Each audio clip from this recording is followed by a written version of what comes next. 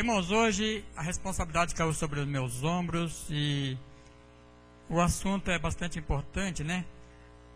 O tema de hoje diz assim: prosperidade ministerial.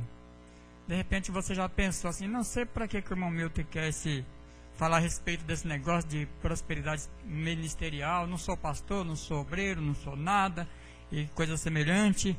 E por que isso na campanha, né? Não tem problema, você é um filho de Deus, é um chamado por Deus, escolhido. Irmãos, a coisa mais importante que tem é que nós somos escolhidos por Deus. Isso é maravilhoso, é importante. E se formos pensar assim, eu também nunca imaginei na minha vida que eu seria um obreiro. E aí quando o Senhor me chamou para o ministério, que eu fui separado para o diaconato, eu fiquei muito feliz. Pensei, meu Jesus, eu nunca imaginava de isso acontecer na minha vida, né? E Jesus me chamou para o ministério do diaconato. Aí passou um ano, eu fui chamado para o ministério do presbitério. Falei, agora está de bom tamanho, não precisa de mais nada, estou realizado. Nunca imaginava eu de ser um presbítero, e muito menos de ser um pastor. Não sou diferente de vocês, não sou melhor do que vocês, e não sou também pior, somos iguais. E o Senhor me chamou. Você sabe o propósito que Deus tem na tua vida? Então amanhã pode ser você, um presbítero, um diácono, uma diaconisa, uma missionária, um pastor, um evangelista. Por que não? Ah, pastor, eu não tenho gabarito para isso. Irmãos, é interessante, as coisas de Deus é interessante. Ele não nos prepara para chamar, Ele chama e depois Ele nos capacita. Viu? Nós temos que fazer o preparo, é claro, estudar, procurar, conhecer, aprender, ter uma vida na presença do Senhor, como um cristão, um bom cristão, trilhando o caminho do Senhor. Agora, quem nos capacita é Deus. Viu? Então não se preocupe com isso. E o pastor Milton nos convidou para trazer uma palavra a respeito da prosperidade ministerial. E nós vamos passar para a igreja algumas das qualidades da pessoa para ser um bom obreiro, para que seja um obreiro próspero. Aí você vai dizer assim, mas eu conheço um obreiro que não tem essas características. Tudo bem, concordo plenamente, não é um, diversos, que às vezes não tem. Mas nós vamos trazer aqui as qualidades de um obreiro que quer ter a prosperidade espiritual, que tem isso como uma prioridade na vida dele, e não para tirar proveito, viu? Eu convido a igreja para abrir sua Bíblia comigo em 1 Timóteo, capítulo 3, versículo 1 até o versículo de número 7. Quando o pastor Milton me disse para trazer uma palavra a respeito desse tema, e o Espírito Santo já me colocou no meu coração esse texto que eu acho que é excelente e apropriado para esse dia. 1 Timóteo capítulo 3, versículo 1 até o versículo 7 diz assim: esta é uma palavra fiel. Se alguém deseja o episcopado, excelente obra deseja. Convém, pois, que o bispo seja irrepreensível, marido de uma mulher, vigilante, sóbrio, honesto, hospitaleiro, apto para ensinar, não dado ao vinho, não espancador, não cobiçoso de torpe ganância, mas moderado, não contencioso, não avarento, que governe bem a sua própria casa, tendo seus filhos em sujeição com toda a modéstia. Porque se alguém não sabe governar a sua própria casa, terá cuidado da igreja de Deus? Não neófito, para que não ensoberbecendo-se, não caia na condenação do diabo. Convém também que tenha um bom testemunho dos que estão de fora, para que não caia em afronta e no laço do diabo. Irmãos, estas são as qualidades que um obreiro deve ter. E você, que já foi escolhido por Deus para ser salvo, para morar nos céus, não é diferente. Deve ter essas qualidades e que amanhã poderá ser chamado e escolhido também para o ministério, para fazer a obra do Senhor. Às vezes essas palavras aqui ficam um pouco difícil para a gente entender o que significa isso. O que significa tais palavras? Vocês viram que são muitas as qualidades que que deve um obreiro ter. Eu já nem digo que deve, que precisa realmente de ter essas qualidades. A Bíblia diz assim que quem tem o desejo de ser um obreiro, ele tem um excelente desejo. Quem deseja o episcopado, excelente obra deseja. Então não é pecado você ter vontade de ser um diácono, de ser um pastor, de ser um missionário. Não, de maneira nenhuma. Não é pecado, não é chato, não é feio. É excelente coisa. Vocês já imaginaram se tivesse uma igreja que nem essa nossa aqui, cheia de pessoas salvas por Jesus, mas não tivesse o pastor para estar aqui diante de nós, para nos ensinar, para nos orientar, para ministrar? Então, tem a necessidade disso. E como também, se nós tivéssemos a igreja cheia de pastores e não tivesse os crentes, a igreja que não são pastores, também não seria importante. O importante é dessa maneira mesmo. A igreja cheia de pessoas, salva por Jesus, com os obreiros desempenhando o trabalho, a obra do Senhor, e a igreja prosperando e crescendo. A Bíblia disse que quem deseja o episcopado, excelente coisa deseja. Depois ela começa a dizer assim: convém que o bispo, aí você vai dizer assim: poxa, mas nós não somos da Igreja Universal, nem somos católicos para ter bispo, né?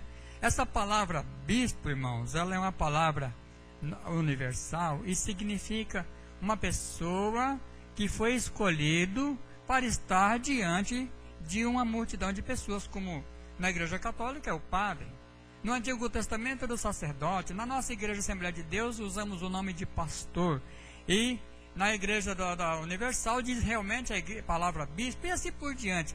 Então está relacionado a uma pessoa que foi escolhido, separado para estar diante das pessoas, um líder religioso.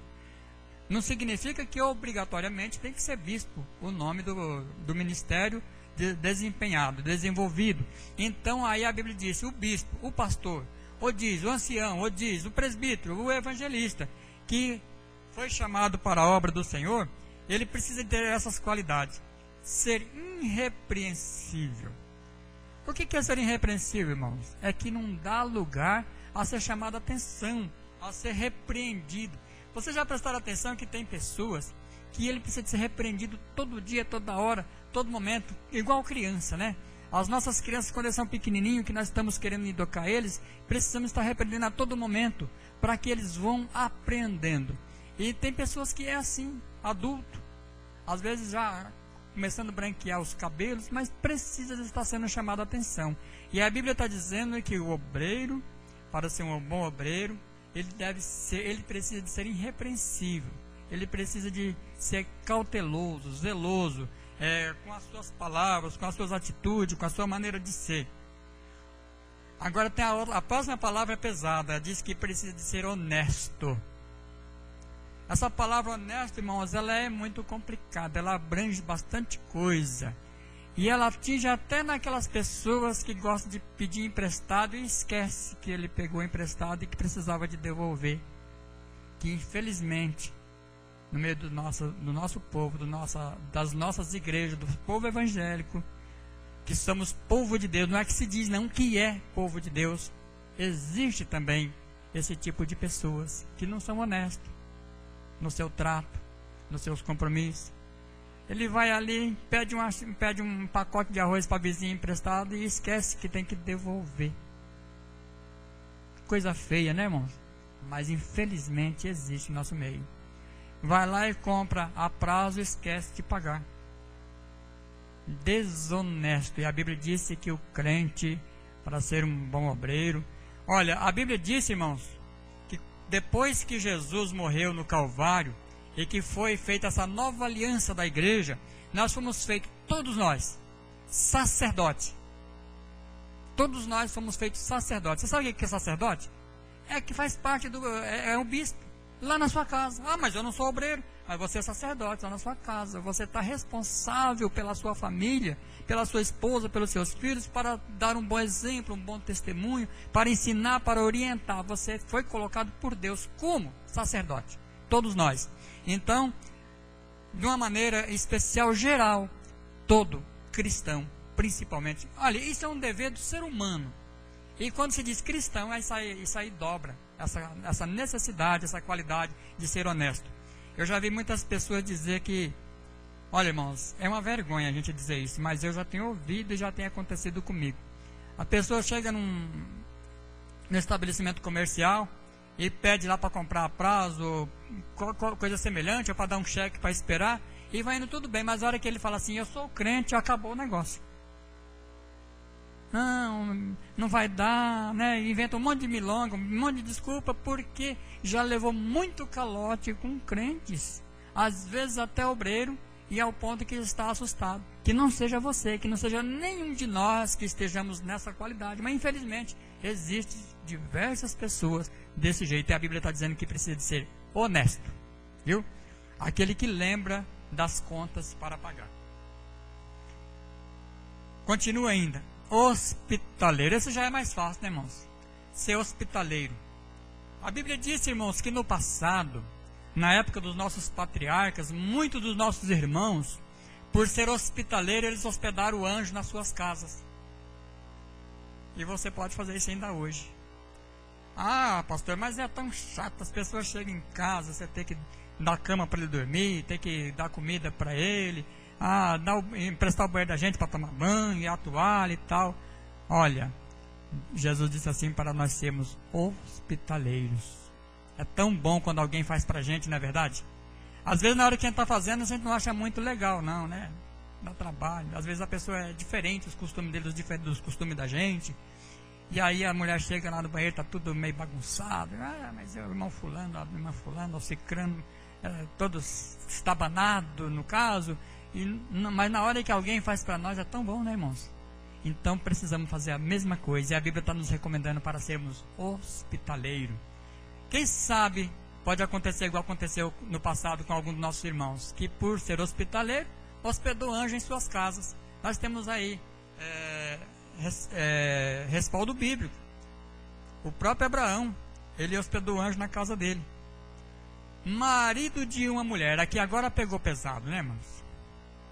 Tem um monte de pessoas por aí que já tem a segunda, a terceira, a quarta, quinta, e já está até às vezes igual aquela mulher lá que Jesus falou assim, tu disseste bem, tu tiveste 5 maridos e o que tem não é teu, né? Na verdade, isso está acontecendo no nosso meio, infelizmente. Mas a Bíblia está dizendo assim, seja marido de uma mulher. E na mesma coisa de lá para cá, seja mulher de um marido. Ah, mas a lei me dá direito. Tudo bem. O que é maior? É a lei ou é a graça? A graça nos coloca debaixo desse jugo. E a Bíblia diz assim, que depois que nós nos casamos, eu e a irmã Cida, nós não somos mais 2. Somos um só. E quando a gente é um só, vocês já imaginaram? Vamos pegar aqui, vamos usar o irmão Wilson. O irmão Wilson, ele é a irmã... Esqueci o nome da esposa do irmão.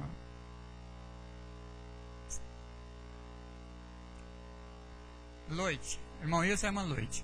Os dois não é mais 2, é um só. Para separar, vai ficar pedaço de um no outro, não tem jeito. Entende, irmãos? E a Bíblia está dizendo assim, marido de uma mulher.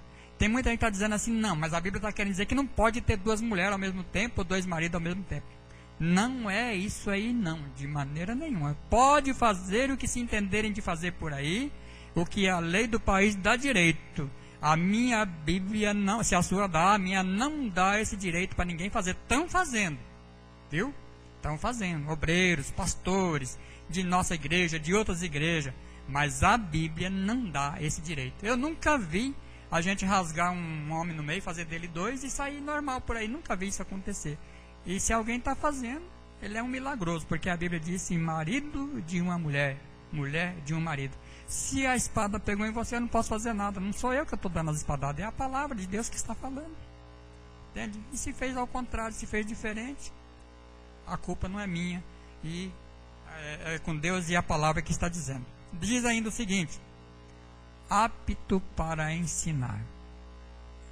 Então, quem está diante de uma multidão de pessoas, de uma igreja, ele precisa se dedicar a isso.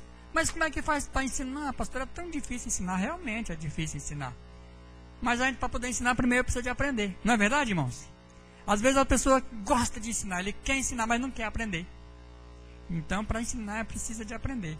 Nós vemos nas nossas escolas, a criança entra lá na escola, a professora ensina, ele começa a ensinar pelas pequenas coisas, ela já se formou e ela está lá ensinando.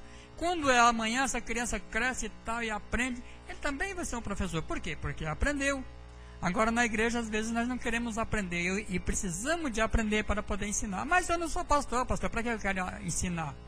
Ensinar os seus filhos, ensinar o seu vizinho, ensinar o seu parente, ensinar as pessoas que estão à sua volta. Olha, a Bíblia diz, irmãos, que quando o povo de Israel saíram de lá do Egito e que vieram para a terra de Canaã, Deus disse para eles assim: olha, quando vocês chegarem na terra de Canaã, meu Deus, o tempo vai passando. Quando vocês chegarem na terra de Canaã, vocês tenham esse assunto, essas histórias, escrito na testa, escrito em pulseiras, e essa pulseira colocada no braço. Escrita, muitas vezes nós usamos os quadrinhos para colocar nas paredes, né? Então vocês estejam com isso escrito na testa, nas pulseiras, na mão, e vocês levante falando a respeito disso, e continue falando durante o dia até ao deitar. Então nós precisamos de estar aptos para ensinar as coisas para as pessoas. Se alguém perguntar para você assim: por que você é crente? Você tem resposta para isso? Ou nunca aconteceu? Comigo já aconteceu. Por que você é crente? Eu sou crente porque eu acho legal na igreja, né? Porque meus pais são crentes. Não é essa a resposta que as pessoas querem. Eles querem saber o motivo de por que você é crente. Qual é a vantagem? Ele está querendo dizer isso. Qual é a vantagem que tem você que ser crente? Você ser crente tem uma listona desse tamanho assim do que não pode fazer. Você não pode fazer, você não pode beber, você não pode jogar, você não pode isso, você não pode fumar, você não pode isso, você não pode aquilo outro. E depois assim, você tem que fazer isso, tem que fazer aquilo, tem que fazer aquilo outro. Qual é a vantagem de você ser crente? Qual é a explicação? Então nós precisamos de saber, precisamos de aprender para poder passar para os demais. Então precisa de ser apto para ensinar. Outra coisa interessante aqui: não dado ao vinho.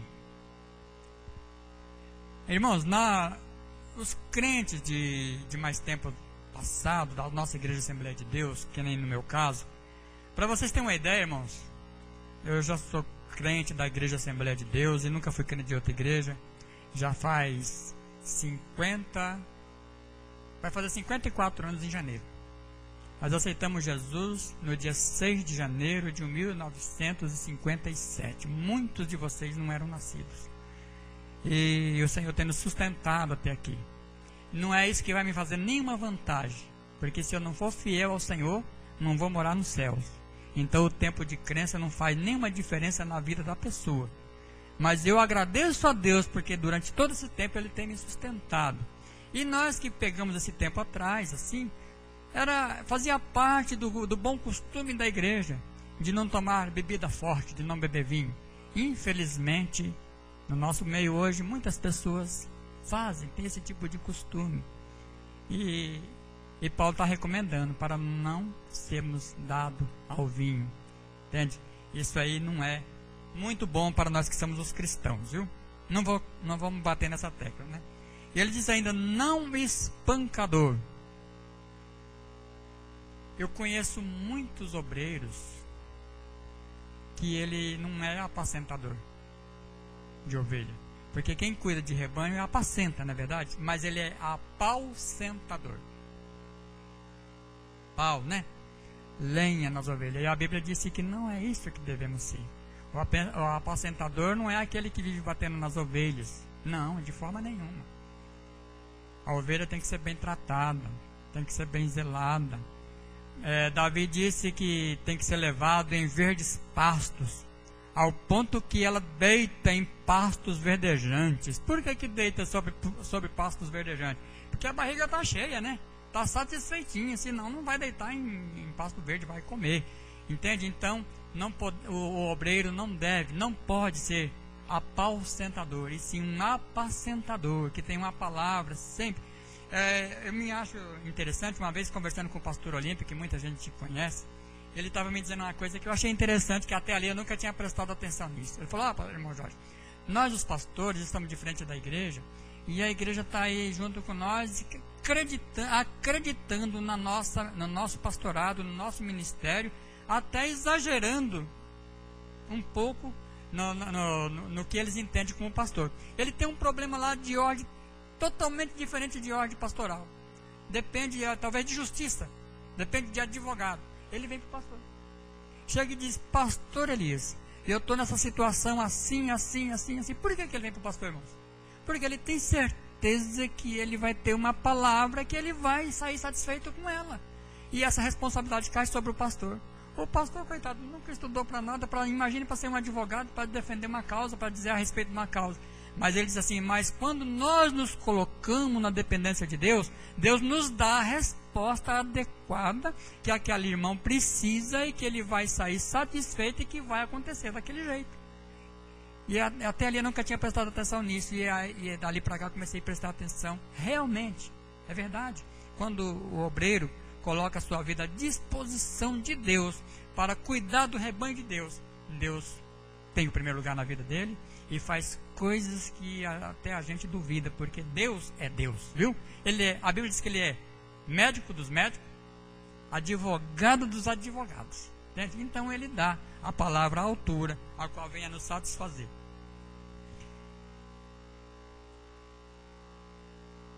Ele não deve ser cobiçoso de torpe ganância. Tem pessoas, irmãos, obreiros, e principalmente um tal de itinerante que existe hoje, um novo tipo de obreiro, né? Eu sou pastor itinerante. E às vezes, olha, irmãos, não tenho nada contra itinerante. Você vai ficar pensando que o pastor Jorge, não tenho nada contra o pastor ser itinerante, de forma nenhuma. Ele é chamado por Deus para isso também. Mas nesse tipo de pessoas surge bastante com essa torpe ganância. Eu vou pregar lá no Novo Amazonas, porque lá o pastor Elias vai me dar 300 ou 500 por uma pregação. Olha, uma hora de pregação eu vou ganhar 300. Entende? Isso aí é ganância. Entendeu? Mas se o outro convidar lá, que ele sabe que lá não tem condição de dar 300, que vai dar só 50 para ele não quer. Não vou não posso, eu tenho ocupação. Entendeu?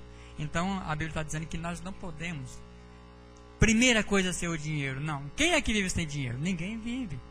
Mas não podemos estar com a nossa visão primeiro no dinheiro. Não. Primeiro na obra de Deus. A Bíblia diz assim que quando Deus nos chama, Ele chama, capacita e sustenta. Não vamos passar fome de forma nenhuma. Deus vai nos sustentar. Se assim nós cremos e fizermos o trabalho segundo a vontade de Deus. Mas deve ser moderado. Vocês sabem o que significa moderado, irmãos? Moderado. Tem umas palavras que às vezes a gente tem dificuldade para entender o que é isso, né? Moderado. Uma pessoa moderada é uma pessoa que fala as coisas e que faz as coisas com prudência, com cuidado, zeloso. Ele tem, olha, eu conheço alguns obreiros que a gente às vezes tem alguma dificuldade de entender uma palavra na Bíblia e chega e diz para ele: vocês sabem dizer a respeito disso aqui, assim. Ele pamba, já dá uma resposta assim em cima, que é para dizer que ele é o sabichão, que sabe tudo. Bobagem. Não precisamos nós saber tudo. O importante é nós sabermos corretamente. E depois você vai ver que aquilo que ele falou não tem nada a ver. Mas ele não quer ficar sufocado. Não. E ele não tem moderação. É na hora, é para já. A minha resposta é agora. Irmãos, eu nunca vi uma resposta falada assim, de queima-bucha, ter um bom sucesso. Vou dizer uma coisa aqui para vocês. Digamos o seguinte: alguém pega e fala mal do teu filho, ou da tua esposa, ou do teu marido e tal, e chega a notícia para você: Milton, a sua mulher aconteceu assim. Ah, se eu ver o fulano agora, eu vou falar isso para ele. Mas ele não consegue ver o fulano naquela hora, ele só consegue ver 3 dias depois. Vocês acham que ele fala a mesma coisa? Não, de maneira nenhuma. Ninguém de nós, irmãos. Porque quando nós falamos as coisas sem pensar, nós falamos errado. Nós passamos os pés pelas mãos. Não temos tempo de raciocinar e medir as palavras. Então precisamos de ser cauteloso como pastor, como obreiro, como servos do Senhor. Precisamos de ser cautelosos nas nossas palavras. Não deve ser avarento. Eu tive um pastor que ele falava demais essa palavra. Quase que todo culto ele falava: irmãos, não seja avarento. Ele falava com amor, ele não fazia a gente ficar nervoso não, sabe? Ele falava com amor, mas não seja avarento. Você for ser avarento, não dá lugar a Deus operar. Você sabe o que é avarento, irmão? Sei lá o que é isso, né? Avarento. Avarento é aquelas pessoas que amam demais o dinheiro. Para mim não esquecer, eu escrevi aqui. Vamos ver onde está isso. Ah, Jesus. Tenho certeza que eu escrevi. Avarento. Muito apegado ao dinheiro. O dinheiro está em primeiro lugar na vida dele. Primeiro é meu dinheiro, depois é Jesus. Né? Não. De maneira nenhuma. Isso aí não é bom. Isso aí não leva a nada. É um engano da pessoa pensar que isso aí leva a lugar algum. Principalmente para nós crentes, irmãos. Nós precisamos de confiar em Deus. Nós confiando em Deus, as coisas dão tudo certo. Até o errado dá certo. Então, irmãos, quando nós estamos no centro da vontade de Deus, até aquilo que não era para dar certo, dá certo. Eu vejo o profeta Elias, um dia ele chegou para o rei e falou assim: olha, rei, eu vou dizer uma coisa para você. A partir de hoje, segundo a minha palavra, não vai mais chover, até que eu não mude de ideia. Ele não falou para ele assim: eu vou, rei, conversar com Deus e depois eu vou trazer uma resposta para você, o que ele me diz a respeito de não chover. Ele falou assim: segundo a minha palavra, não vai mais chover por algum tempo, até que eu mude de ideia. E Deus assinou embaixo. Tá. Passaram-se 3 anos e meio, aí ele voltou para Deus e falou assim: agora Deus, manda chuva. E no mesmo dia, Deus mandou muita chuva. O que significa isso, irmão? Um homem no plano, no projeto, no centro da vontade de Deus. Ele pode falar um exagero, mas Deus assina embaixo. Esse aqui merece ser respondido o que ele está falando, viu? Então, Deus abençoa e faz prosperar aquele que anda na vontade do Senhor. Irmãos, o tempo está mandando eu parar. Eu preciso deixar alguns minutos para o irmão Milton dar o encerramento do culto. E nós vamos parar por aqui, até o avarento, né? Olha, ficou dizendo, ainda falta dizer que ele tem que governar bem a sua casa, ter os seus filhos em sujeição, não pode ser neófito, né? Mas essa aí nós fica para um outro dia. E Deus venha nos abençoar a cada um de nós, cada um de vocês, que possam ter essas qualidades, e que você vai ver que na hora que você abrir a sua boca para falar com o Senhor, você vai ter saldo, e Ele vai responder as tuas palavras, a tua oração, a tua petição, e vai te ensinar a você passar para os seus filhos. Um dia desse uma pessoa perguntou para mim: pastor Jorge, o que se faz para poder ter os filhos na igreja? Não sei o que é que faz. O que é que o senhor fez? Eu vim para a igreja trazer eles. O que eu fiz foi isso. O que você fazia? Eu ia para a igreja, eles pequenininhos iam para a igreja com nós, e ficaram maiorzinhos, ficaram adolescentes, ficaram jovens e se casaram dentro da igreja. O que eu fiz foi isso. Nunca mandei meus filhos para a igreja. Venho com eles. Sempre fiz isso. É isso que eu faço. Então, eu não sei se tem uma regra. O que nós usamos foi isso. E Deus nos abençoou. Nós vemos os nossos filhos, nossas noras, nossas netas aqui dentro da igreja, que eu tenho muito prazer com isso, irmãos.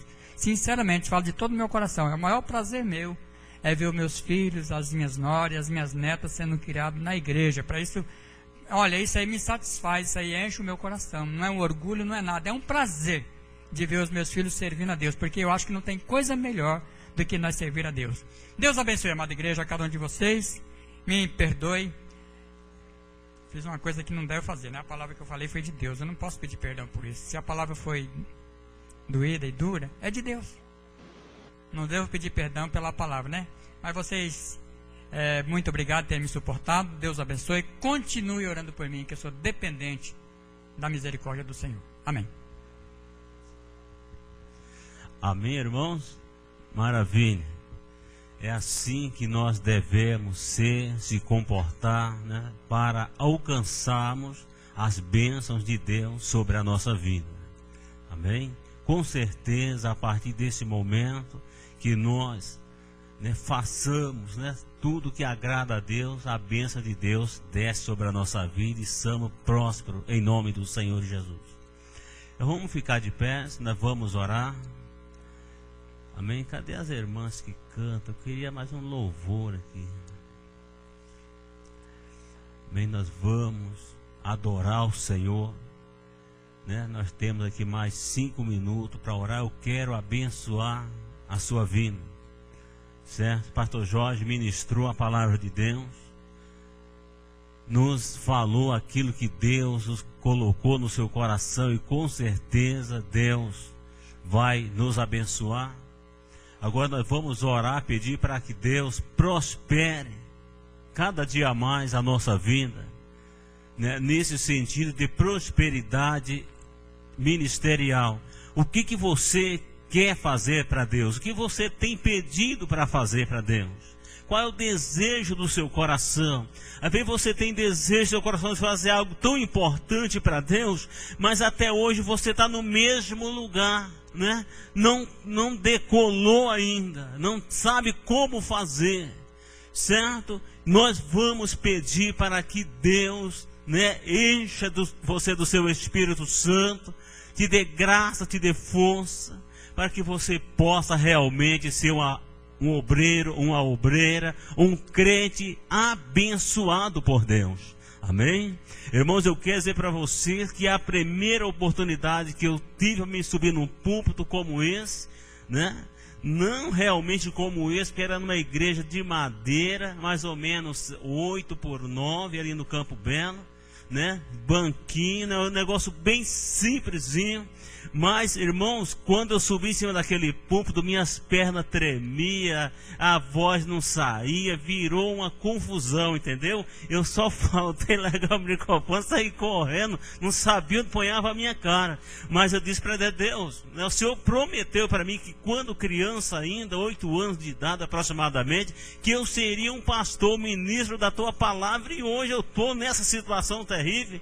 Estava saindo, irmãos, ainda de 17 anos desviado, fazendo tudo errado, irmãos, e Deus honrou, certo? Deus me fez, né, eu crescer, eu prosperar, porque eu tinha no meu coração o objetivo que era fazer a vontade de Deus. Quem sabe nesta noite você ainda não decolou, você está ainda precisando, está querendo, mas não sabe como fazer. Você não sabe, mas Deus sabe como vai te usar. E se Ele falou que vai te usar mesmo. É só você ficar na fila, ficar no lugar da bênção, porque a bênção descerá sobre ti e você vai ser próspero em nome de Jesus Cristo, nosso Senhor.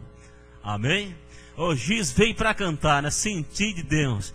A Giz vai louvar o Senhor.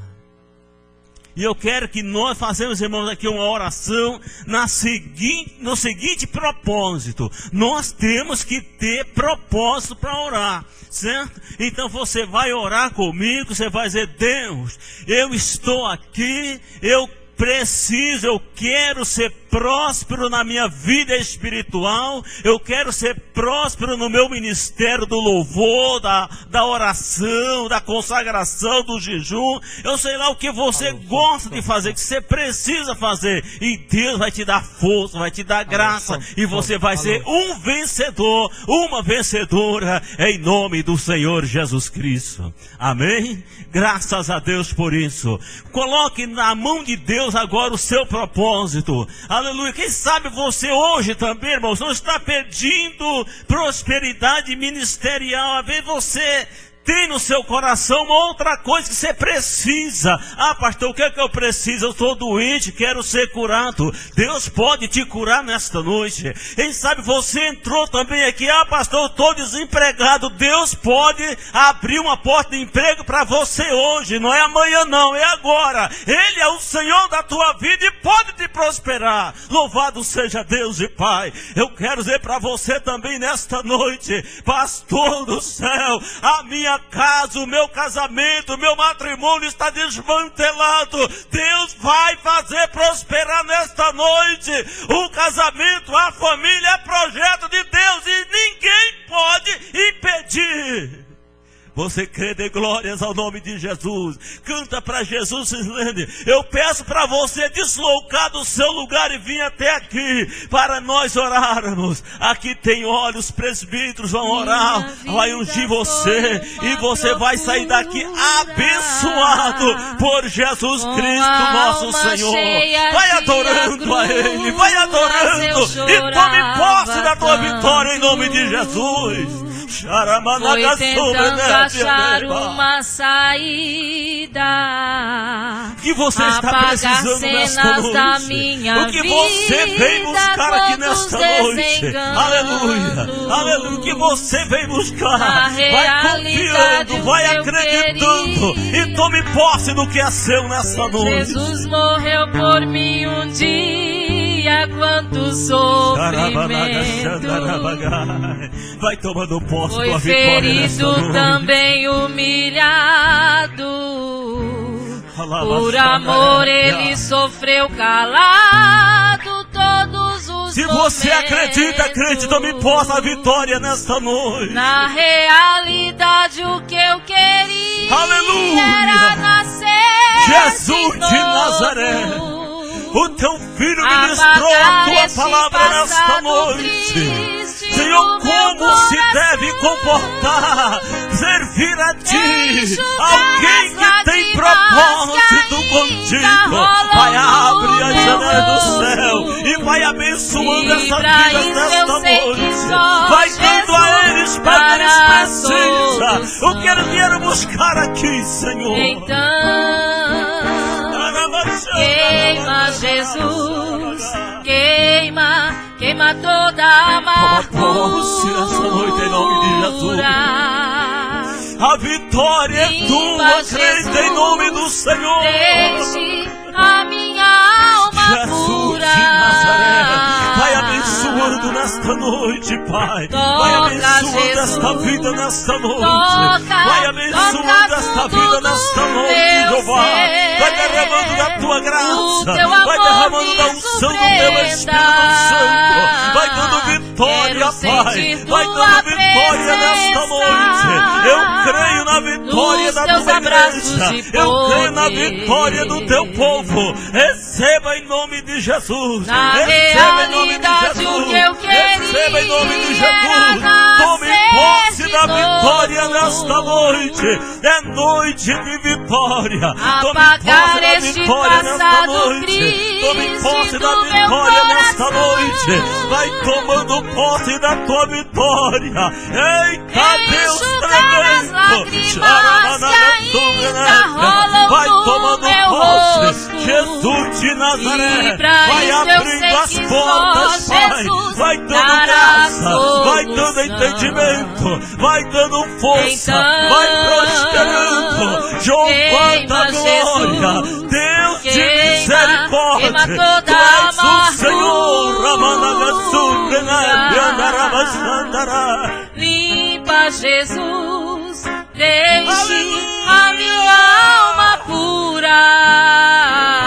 Seja Deus e Pai, louvado seja Deus e Pai, em nome de Jesus, em nome de Jesus, em nome de Jesus. O teu amor me surpreenda, quero sentir tua presença. Você está sentindo a presença do Senhor Jesus aí nesta noite, crente? Erga a sua mão para o céu e adore. Eita Deus de poder e de milagre, toma posse da tua vitória em nome de Jesus.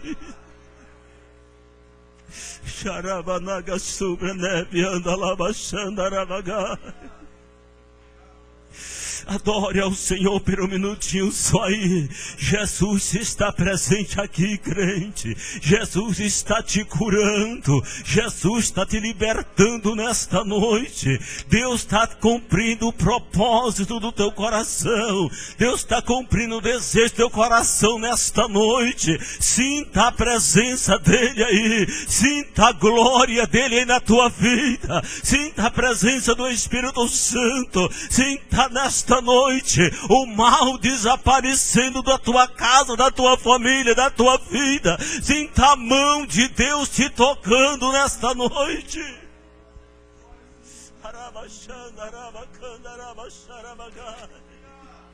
Jesus, nós te louvamos, nós te agradecemos por tudo quanto o Senhor nos tem concedido. Pai, em nome do Senhor Jesus Cristo, nós te louvamos e te agradecemos. E fica conosco, Pai, em nome do Senhor. Amém. Que Deus vos abençoe. Podeis se assentar, sente-se glorificando o nome de Jesus. Glória a Deus. Aleluia. Andaraba canto nevas.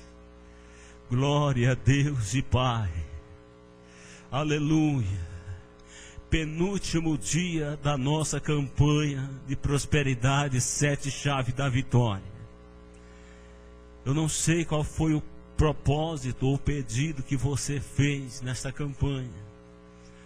Eu tenho certeza que Deus conhece todas as coisas e vai abençoar muito a tua vida. Vai abençoar muito a tua vida, certo? Vai abençoar. A partir de então, se já estava bom, vai ficar melhor ainda. E se estava ruim, vai ficar bom, porque Jesus garante a vitória. Amém? Jesus garante a vitória. Jesus faz coisas maravilhosas, coisas impressionantes. Depende de nós acreditarmos. E eu creio, certo? Se eu não cresce, se eu não acreditasse, eu não estaria aqui fazendo campanha, certo? Eu estava, quem sabe, uma hora dessa lá em casa assistindo um filme, sei lá, né? Estava aí na sorveteria tomando sorvete. Mas eu creio no milagre. Jesus nos chamou para isso, certo? Jesus abençoa, Jesus abençoa. Amém? O nosso irmão Valdenor está ali. Fica de pé, irmão Valdenor. Fica de pé. O irmão conhece bem ele, né? Quarta-feira passada, ele entrava no meu carro na marra para vir aqui para a igreja, né? Ele deu um derrame, ele entrava na marra. Tem que ajudar as pernas dele para ele entrar dentro do carro. Falar, ele da paz do Senhor, ficava meia hora para completar a paz do Senhor, certo? Sabe o que é que Deus fez nele? Aconteceu com ele? Que na oração está falando e andando normalmente, jogou a bengala no mato e tal, dirigindo o carro dele normalmente. Mas o que é isso, pastor? É poder de Deus. É milagre que acontece quando nós acreditamos, certo? Que o milagre vai acontecer. Amém? Irmão, quarta-feira que vem você não pode perder, nós não podemos perder, tá? Se tiver chovendo, fazendo frio, já vou avisar logo agora que a vez esteja chovendo quarta-feira, né? Rompa, transponha essa barreira da chuva, do frio e esteja aqui, amém? Vamos ficar de pé, vamos agradecer a Deus pelas bênçãos, pelas vitórias. Ó, irmãos, amanhã, vocês sabem o que vai acontecer aqui, né? É o aniversário do nosso chefe aí, né? A questão da igreja, mas vai estar lindo isso aqui amanhã, certo? Vai estar lindo isso aqui amanhã. Vamos estar todos aqui em nome de Jesus. Amém? Vamos estar todos aqui em nome de Jesus Cristo e a vitória vai ser grande. Vai ser grande, amém? Eu vou orar e o pastor Jorge vai dar a bênção apostólica para a igreja, nos despedindo em nome do Senhor Jesus. Senhor Deus e Pai, nós te louvamos, nós te adoramos, nós te bendizemos, nós te agradecemos por tudo quanto o Senhor nos tem concedido. Pai, eu acredito que nesta noite foi uma noite de vitória, qual o Senhor nos trouxe aqui para ser por Ti abençoado e abençoadas em nome do Senhor Jesus Cristo. Pai, eu peço a Ti que a bênção do Senhor desça sobre a vida da Tua filha, pois Tu sabe o que ela veio buscar aqui nesta noite e pediu para que Te falaste com ela. Pai, em nome do Senhor Jesus Cristo, cumpra-se o desejo do teu coração e que a tua bênção seja sobre a vida dela. Socorre, Pai, este casal, esta família, dando-vos, ó Pai, a tua bênção. Pai, em nome do Senhor Jesus Cristo, nesta campanha de 7 quarta-feira de prosperidade, 7 chave da vitória. Pai, em nome do Senhor Jesus Cristo, a tua palavra nos diz em Apocalipse capítulo 3, o versículo 7, que tu tens a chave de Davi, e é o Senhor que abre, ninguém fecha, e que fecha e ninguém abre. Pai, tu conhece o desejo de cada coração, tu conhece as portas abertas que eles estão pedindo nesta noite e durante esta campanha. Pai, em nome do Senhor Jesus Cristo, faz milagre acontecer, faz milagre acontecer. Continua, Pai, abençoando a tua igreja, abençoando o teu povo, Pai, abençoando a liderança desta igreja, Pai, o nosso pastor Elias, Pai, pastor supervisor, Pai, os seus companheiros, Pai, todos o círculo de oração, enfim, Pai, estende as tuas mãos e faz o milagre acontecer. Pai, eu creio no milagre, eu creio nas tuas palavras, pois são fiéis e verdadeiras. Pai, abençoa em nome do Senhor Jesus Cristo, em nome do Senhor Jesus. Amém. Que Deus vos abençoe. Antes de eu dar a bênção, eu vou dizer um negócio aqui que eu achei interessante. O pastor Milton estava contando a bênção que Deus operou na vida do irmão Valdenor. E quando ele estava dizendo isso, eu lembrei de um irmão que eu conheci quando nós morávamos no estado do Paraná. Que quando ele falava qualquer coisa assim que Deus fez de bom, de grande, ele falava assim: isso que é Deus. Aleluia. E eu lembrei disso, sabe? Eu era meio gurizão ainda quando eu conheci esse irmão. E eu achava muito bonito. Qualquer testemunho semelhante a esse, ele dizia: isso que é Deus. E é o nosso Deus, né? Que a graça de nosso Senhor Jesus Cristo, o grande amor de Deus, a comunhão e a consolação do Espírito Santo, que reina em todos os corações, e todos digam amém. Que Deus abençoe a todos em nome de Jesus. Olha, irmãos, inauguração da igreja amanhã, não falte.